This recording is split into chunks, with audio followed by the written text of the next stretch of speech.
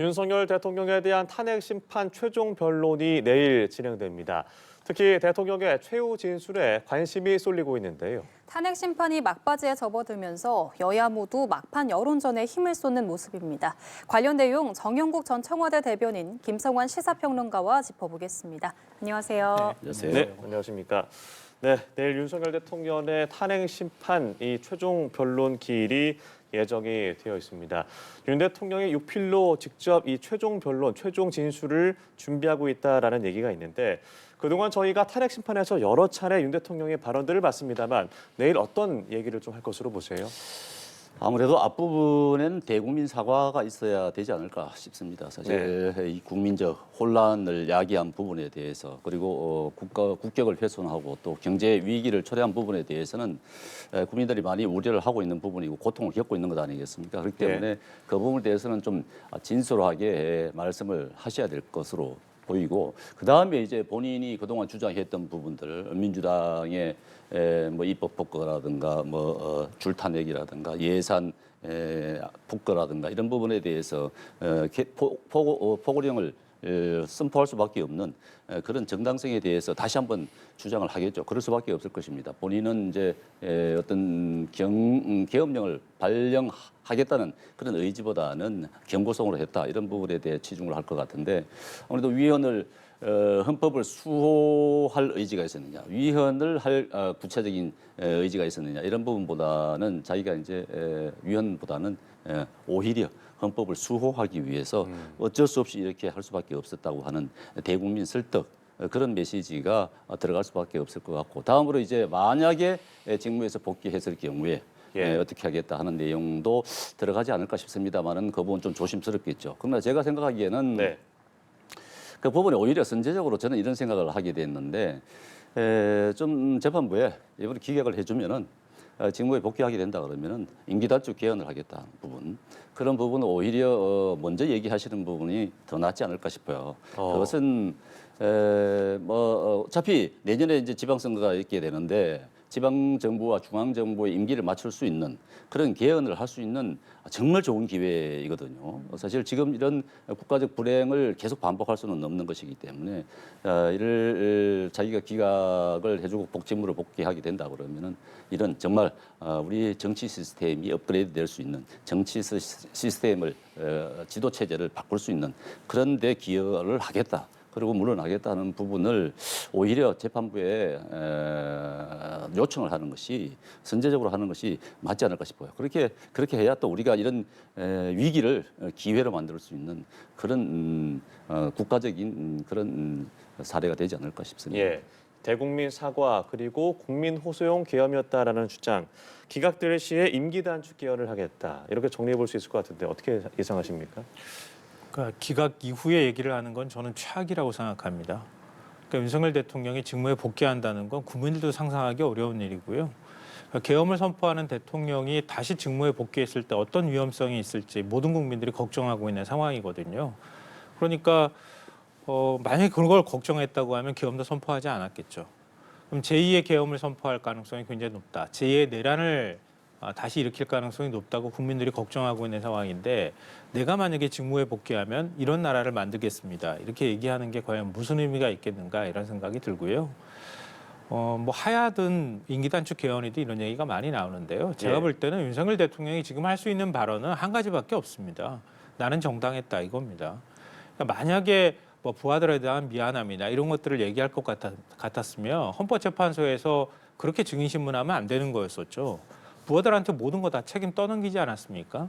그리고 자신이 한 말들에 대해서 진술하는 홍장호 전 차장이나 곽종훈 사령관이나 이런 사람들을 거의 뭐 공작을 했던 사람으로 치부를 해버렸잖아요. 근데 그런 태도들을 그동안에 보이지 않았으면 모르겠는데 최후 진술에 와서야 부하들한테 미안하고 모든 책임은 나한테 물어달라 이렇게 얘기하는 걸 과연 국민들이 진심 어린 말로 이해할 수 있을까 이런 생각이 들고요.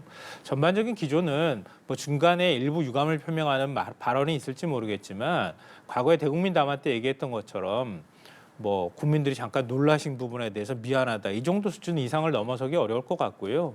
결국은 윤 대통령이 왜 계엄을 선포할 수밖에 없었는지 야당을 비난하는 내용으로 대부분 채우지 않을까, 자기 합리화를 하는데 대부분의 시간을 할애하지 않을까 그렇게 생각합니다. 예, 알겠습니다.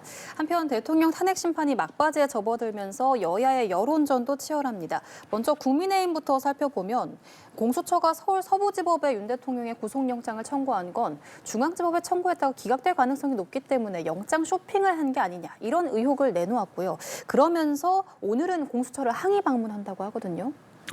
네, 그제 그런 보도가 나왔죠. 윤석열 대통령 측이 밝힌 내용인데 이 공수처가 중앙지법에 16건의 영장을 청구했는데 기각이 됐더라. 이건 굉장히 좀 저도 충격적으로 받아들였는데 사실 그런 부분에 대해서는 공개되지 않은 부분이지 않습니까? 예. 예.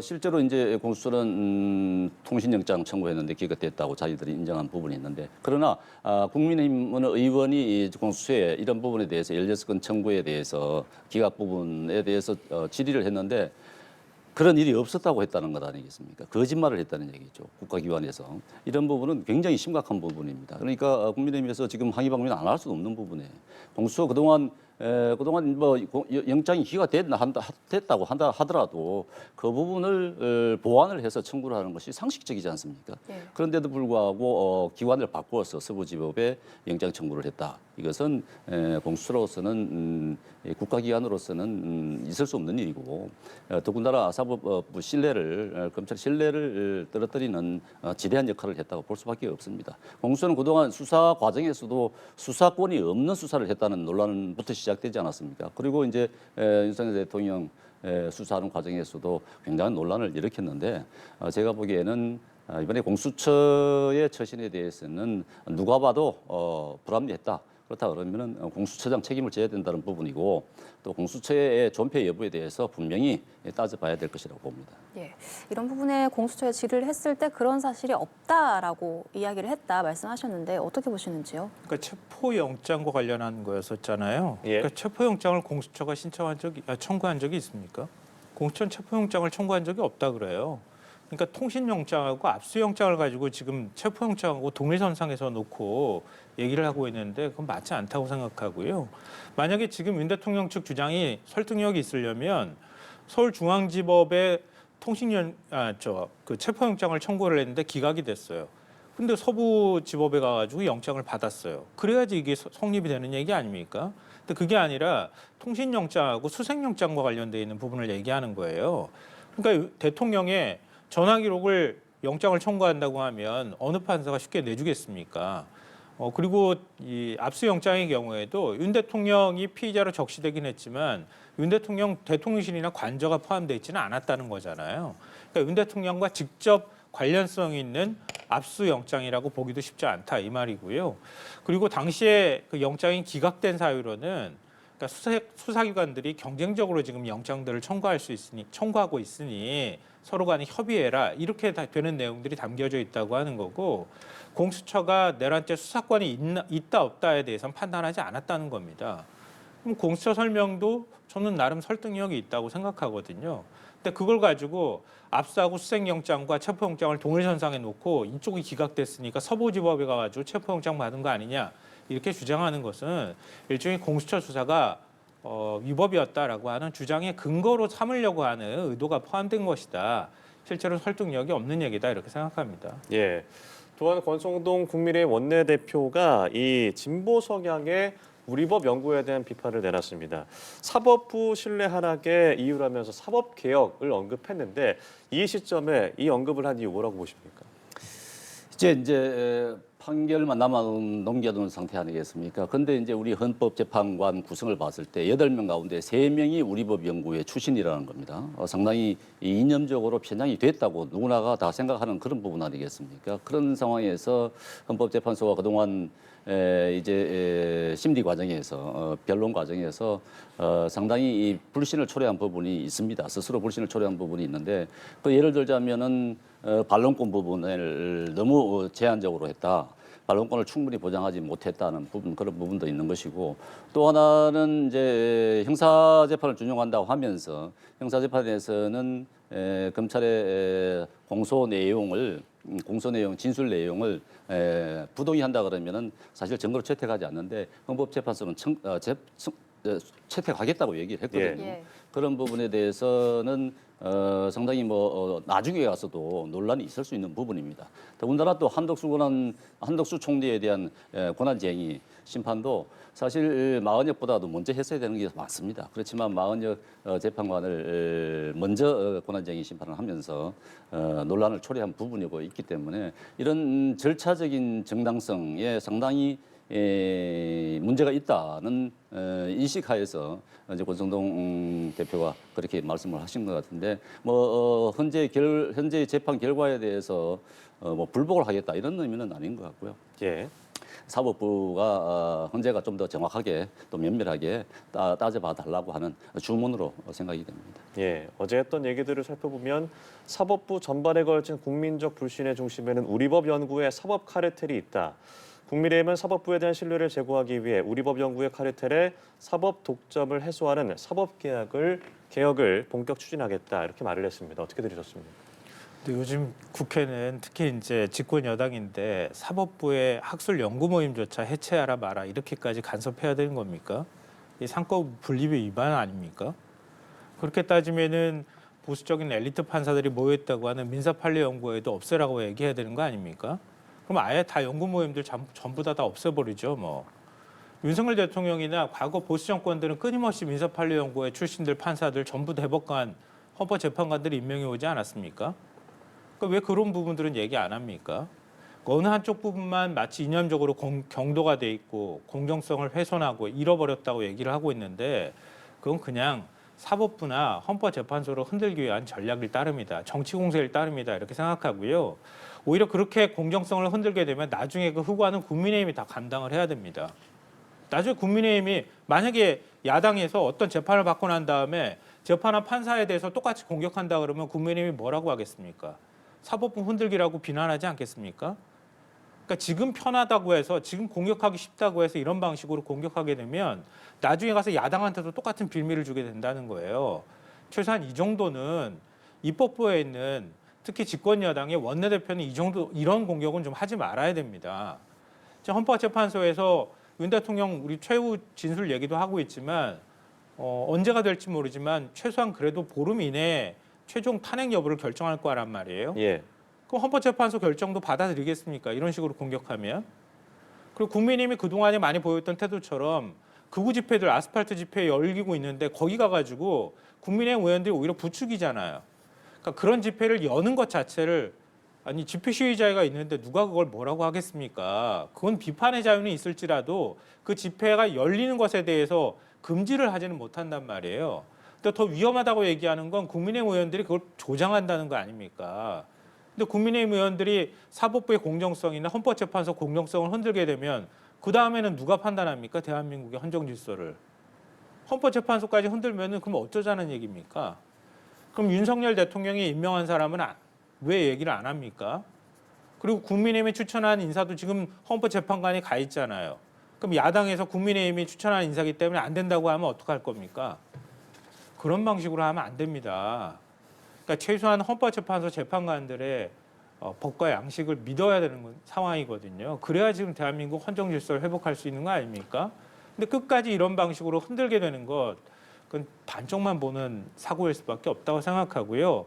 그러니까 지금 국민의힘이 극우화됐다 이런 평가를 받고 있는 거라고 생각합니다. 국민의힘 의원들이 거리 집회에 가서 선동을 한다 이런 지적을 하시는데 국민의힘 의원들만이 거리 집회 나가는 것이 아니죠. 민주당 의원들도 역시 나가서 대중들을 상대로 선동을 하고 있는 것입니다. 그거는 그렇게 지적을 할 수가 없는 것 같고 우리법 연구회 같은 경우 이런 경우는 사실 하나회 같은 예전에 하나회 같은 그런 지적을 받고 있는 것 아니겠습니까? 이런 여기에 회원들이 판결이 정당했다, 공정했다 그러면 모르는데 어느 한쪽으로 치우쳐졌다는 데 대해서 누구나가 다 공감을 하는 부분이기 때문에 그렇기 때문에 지금 연구회 부분에 대해서 연구 모임이지만 문제가 있다는 지적을 하는 것이거든요. 이런 부분에 대해서는 사법부의 신뢰도를 훼손했다고 봐야 되는 것입니다. 누가 내 재판을 하는데 어느 판사가 어느 회 판사더라 어느 회 출신이더라 이런 걸 갖다가 지금 관심 있게 보는 그런 상황이 온 것 아니겠습니까? 아 이렇게 되면은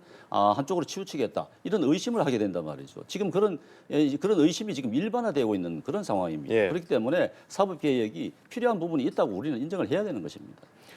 근데 이 말씀을 꼭 드리고 싶은데요.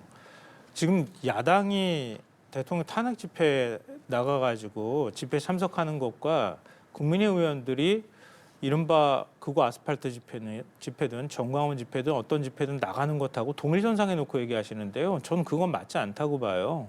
왜냐하면 예. 이른바 내란을 지금 옹호하고 있는 상황 아닙니까? 그런 상황인데 내란을 옹호하고 가가지고 구치소에 있는 대통령 끌어내야 된다고 얘기하고 국민 저항권이라고 하는 헌법상 법률상 맞지도 않은 논리를 들이대면서 일종의 내란을 선동하고 있는 집단의 시위에 참석하는 거하고 어떻게 헌정 질서를 바로잡겠다고 하는 집회에 나가는 거하고 동일선상에 놓습니까? 그건 말이 안 된다고 보고요. 그리고 우리법연구의 판사들이 들으면 지금 경악할 말씀하셨는데요. 우리법연구의 판사들을 하나회하고 어떻게 비교를 합니까? 그 말이 안 된다고 생각하고요. 그러니까 이거는 어떤 방식으로든 어떤 법의 판단이나 어떤 판사들이 있다 하더라도 사회 약자에 관한 부분들에 좀 더 관심을 갖고 예. 노동자나 이런 부분에 대한 관심도 가질 수 있는 사람들이 네. 있는 거예요. 정반대에 있는 사람들도 있는 거거든요. 그게 사법부 내부의 다양성 아닙니까?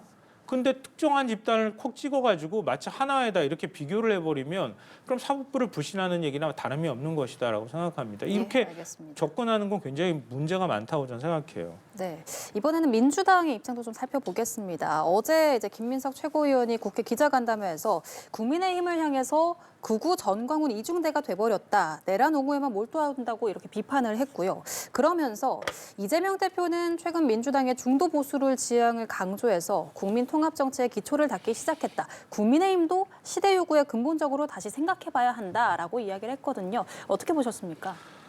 국민의힘이 자기 운동장을 버리고 떠났잖아요. 국민의힘이 자기 운동장을 버리고 극우화로 지금 가버린 거 아닙니까? 그럼 텅텅 비어 있어요. 국민을 대변할 수 있는 정당이 좀 사라진 거나 다름이 없습니다. 그러니까 그걸 민주당이 오른쪽으로 이동하면서 그런 세력까지 같이 포함하고 그런 지지자들의 목소리를 대변해야 된다고 얘기하는 거 너무 당연한 얘기 아닌가요? 저는 그렇게 생각하고요. 지금 다른 외국 어느 곳도 다 마찬가지지만 만약에 이런 지금 계엄이나 내란 사태가 발생했을 때요. 가장 핵심은 뭐냐면 국민을 하나로 모으는 작업을 하는 거예요. 근데 단 전제가 있습니다. 그러니까 내란을 옹호하는 세력, 헌정 질서를 무너뜨린 거. 우리가 지금 나치즘 얘기하는 것처럼 그렇게 해서라도 폭력을 통해서라도 정권을 잡고 그리고 난 다음에 다른 어떤 누군가를 나와 반대되어 있는 사람들을 제거하는 거. 그게 바로 독재화로 가는 길이거든요. 최소한 그런 세력하고 손을 잡지 말아야 된다고 얘기합니다. 진보든 보수든 간에 그 어떤 누구든 간에 그런 세력을 빼고 나머지 세력과 넓게 연대하는 방식들을 선택하는 건 지극히 당연한 거다. 그럼 민주당이 완전히 진보적인 정당도 사실 엄밀하게 말하면 아니었고요. 원래 중도 보수 중산층을 지향하는 정당이었는데도 불구하고 사실은 지나치게 진보화돼 있다고 하는 지적을 거꾸로 받았었던 거거든요. 그러니까 이런 방식으로 민주당이 어떤 특정하게 규정되는 방식이 아니라 넓게 민주당이 국민의 총의를 모아가는 작업들을 하는 건 내란 이후에 헌정 질서를 회복하는 데 있어서 매우 중요한 요인 중에 하나고 오히려 그렇게 민주당이 영역을 확정해 나가는 데 있어서 더 도와준 꼴이 국민의힘이 우익화되는 경향 때문에 발생한 일이다. 그러니까 국민의힘이 자신들이 가질 수 있는 그 운동장 버리고 극으로 가면서 비어있는 공간을 민주당이 가려고 하는 것이다라고 생각합니다. 예. 어제 김민석 최고위원의 발언 어떻게 들으셨습니까? 아니 국민의힘이 언제 운동장을 버리고 우쪽으로 완전히 갔다는 얘기입니까? 그건 말씀이 맞지 않는 것이고요. 거리에 나와서 그러면 탄핵을 반대하는 사람이 전부 다 극우들입니까? 그런 규정을 하는 것은 있을 수 없는 일이고요. 언제 운동장을 버리고 떠난 것이 아닙니다. 이재명 대표가 그리고 민주당이 중도에 와가지고 보수 쪽에 와가지고 이거 우리 집이다. 나 보수다. 이렇게 주장을 하는 거예요. 내 집이다 그러면 내 집이 되고 내가 보수다 그러면 보수가 되는 겁니까? 그거 정말 웃을 일이에요. 이재명 대표 같은 경우는 그랬습니다. 지난 2017년도 이런 말을 했어요. 정치색을 잃어보고 중도로 간다. 그러면은 이거는 신뢰성을 잃어버린다. 불신을 산다. 지지자들에게는 배신감을 사는 것이고 중도층에는 의심을 사는 것이고 보수층에는 비웃음을 산다 이렇게 얘기를 했습니다. 자신이 그렇게 얘기를 했어요. 중도층으로 가면 이런 일이 발생한다. 그렇게 말씀을 해놓고는 지금 자기가 보수라고 지금 나 중도야 이렇게 하면서 지금 국민의힘은 전부 다 극우야 이렇게 밀어붙이고 있는 것 아니겠습니까? 물론 선거 전략이라고 할 수는 있겠습니다만은 이건 너무 지나치다. 그동안 이재명 대표가 그동안 했던 말들 그동안 그동안 민주당이 강령에도 있는 것 아니겠습니까? 그런 강령을 다 무시하고 자기가 보수다. 이렇게 얘기한다 그러면은 이것은 국민들로서도 받아들일 수 없는 부분이고 우리 보수 쪽에 있는 사람들도 정말 속아 웃을 일입니다. 속아 웃을 일인데 이재명이 리더십을 갖다가 얘기를 하고 있지 않았습니까? 예. 저는 이재명의 리더십은 거짓말의 리더십입니다. 지금 앞서 말씀드린 대 이런 말들도 자기가 해놓고는 자기가 또 엉뚱한 말을 하고 있는 거예요. 지난번에 최근에 비근한 예로 반도체 특별법의 52시간 예외 조항 이 부분 자기가 하겠다는 굳은 뜻을 밝혔지 않았습니까? 그런데 철회했죠. 왜? 민노총의 그런 눈치를 보면서 철회한 것 아니겠습니까? 엊그제 민노총 한도총 가서 양대도총에 가서 이런 얘기를 했습니다. 자기가 지금 성장을 얘기하고 우크릭을 얘기하고 있는데 그래서 걱정을 하시는 모양인데 걱정 안 하셔도 된다. 나는 입장이 변화가 없다. 이렇게 얘기를 했어요. 그러면서 상대방이 자기를 프레임을 씌워서 공격을 한다. 이렇게 얘기를 했습니다. 그것은 자기가 그동안 자기 뜻은 다른데 다른 말을 하고 있다. 거짓말을 하고 있다는 걸 인정하는 꼴이에요. 그렇게 인정을 하고 있는 것 아니겠습니까? 그런 분이 지금 리더십을 얘기한다. 누가 지금 이재명 대표의 리더십을 지금 믿을 수가 있습니까? 이재명 대표 말씀하시는 한마디가 어느 누구도 신뢰성을 갖고 들을 수 있는 그런 상황이 아닙니다. 본인의 이 대표의 리더십을 얘기한다 그러면은 제가 생각하기에는 거짓의 리더십이라고 봅니다. 예, 알겠습니다. 정치권에 이런 말이 있어요. 설명하는 사람이 지는 거예요. 이재명 대표 중도 보수론 얘기하고 나니까 국민의힘이 막 열심히 설명하고 아니라고 얘기하려고 하는 그 순간 지는 겁니다, 이미. 실제 아니지 않습니까? 그러니까 국민의힘은요. 만약에 그걸 이기기 위해서는 우리가 중도에서 어떤 전략을 취할 것인지 얘기해야 되는 거예요. 이재명 대표를 그냥 비난만 할 게 아니고요. 지금 윤석열 대통령 불법적이고 위헌적인 계엄 선포 이후에 그러면 국민의힘은 그 이후 전략은 무엇인지 얘기해야 되는 거예요. 그걸 안 하잖아요. 이재명만 무조건 안 돼. 안 되면 대한민국 어떡하라는 거예요. 이재명 안 되면 대한민국 국민의힘이 잘 끌고 갈 수 있다는 얘기입니까? 그동안의 무능이 감춰질 수 있다고 생각하는 건가요? 그건 아니라는 거예요. 그러니까 K칩스법 얘기를 하셨는데요. 반도체 산업을 지원하는 거하고 주 52시간제 풀어가지고 69시간 막 이렇게까지 장시간 노동을 하는 거하고는 다른 차원의 문제예요. 아마 반도체 어느 기업에 다니고 있는 직원들이라도 붙들고 한번 물어보십시오. 그러니까 반도체 산업을 키우고 국가적으로 세액공제하고 지원해주고 이런 방안들을 선택하는 것하고 가가지고 주 69시간 언제까지 다 일하들은 끝까지 12시간 하루에 12시간 뭐 그 이상 일을 하십시오라고 얘기하면 좋아할 사람이 있겠습니까? 또 그렇게 일한다고 한국의 반도체가 금방 살아납니까? 그건 다른 차원의 문제입니다. 바로 그것 때문에 국민의힘은 그걸 공격하는데요. 저는 그걸 유효한 공격이라고 생각하지 않아요. 그러니까 그걸 만약에 민주당의 중도 보수화라는 하는 관점에서 보면 민주당은 오히려 개혁하고 성장하되 제대로 실용적으로 합시다라고 주장하는 거나 마찬가지처럼 저는 들릴 거라고 생각해요. 그러니까 국민의힘은 무조건 장시간 노동하면은 그게 대한민국의 경쟁력이 살아날 것처럼 얘기하는데요. 그렇다고 해가지고 1인당 그 경쟁력이 올라가거나 그렇지 노동 생산성이 올라가거나 하지 않아요. 근데 그런 식으로 해서 한다 그러면 오히려 더 저는 국민의힘의 지지를 잃을 거라고 생각합니다.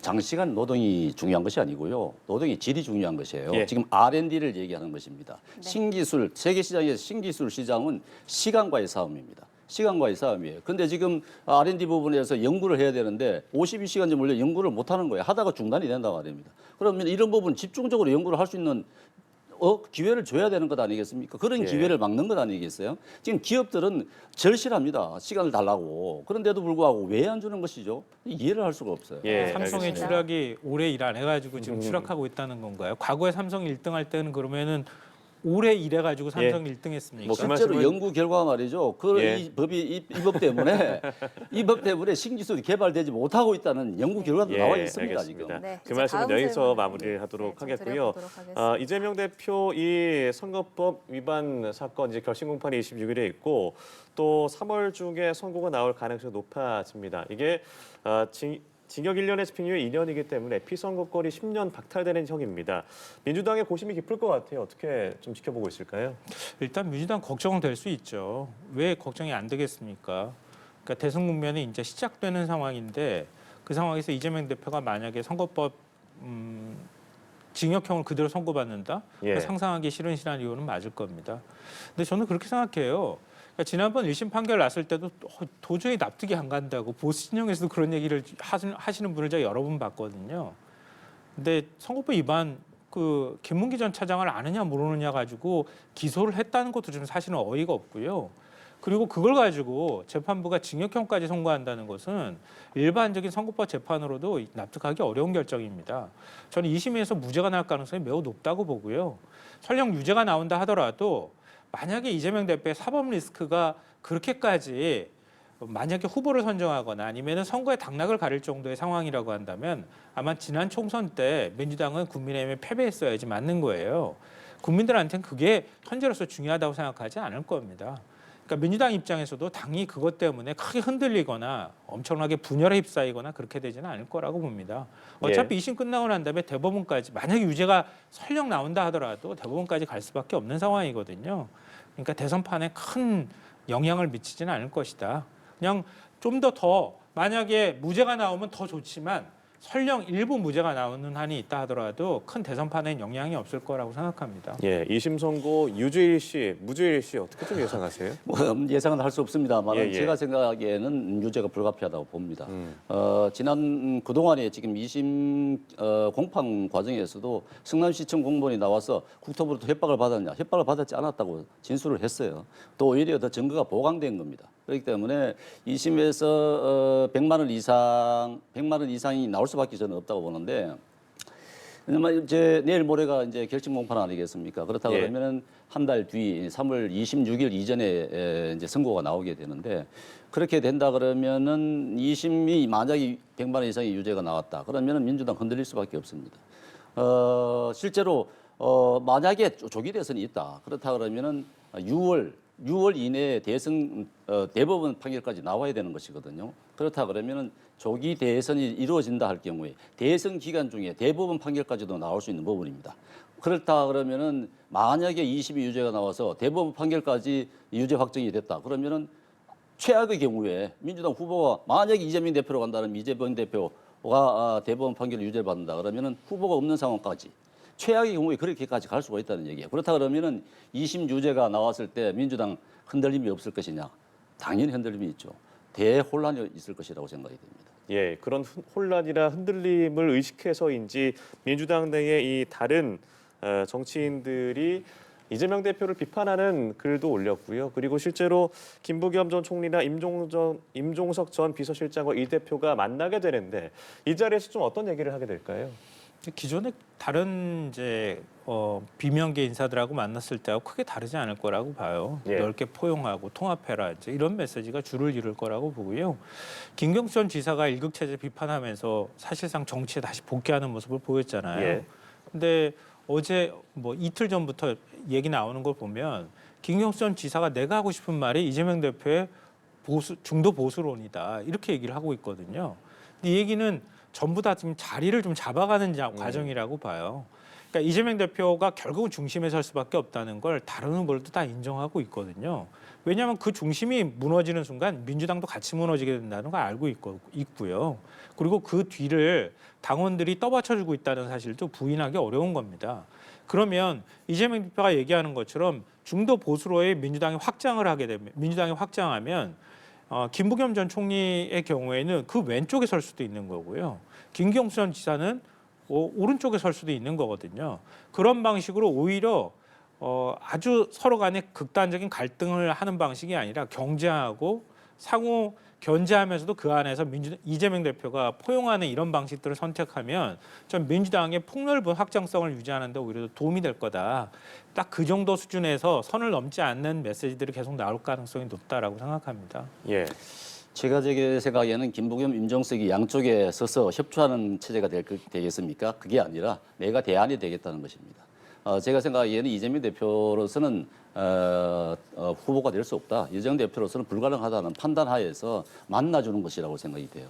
사실 일극 체제의 비극이 시작된다고 보는 것이죠. 그렇기 때문에 이제 뭐 김부겸 전 총리라든가 임종석 비서실장이 본인들이 지금 나서야 될 그런 부분인데 이재명 대표가 지금 기본사회의 강령까지 무시해가면서 지금 정체성을 잃어버리는 그런 상황에서 이재명 대표에 협조를 하겠다 이런 생각으로 나오는 것 같지는 않고요. 자신이 대안으로 나서서 자신이 이제 준비를 하겠다 이런 메시지로 볼 수밖에 없을 것입니다. 아마도 오늘 만난다 하더라도 이재명 대표로서는 협조를 구하겠지만 예. 생각은 전혀 딴 데 있을 것이다. 각자 3자 3세의 입장을 취할 것이다 그런 생각이 됩니다. 예, 알겠습니다. 지금까지 김성환 시사평론가, 정영국 전 청와대 대변인과 이야기 나눠봤습니다. 고맙습니다. 네, 고맙습니다. 감사합니다.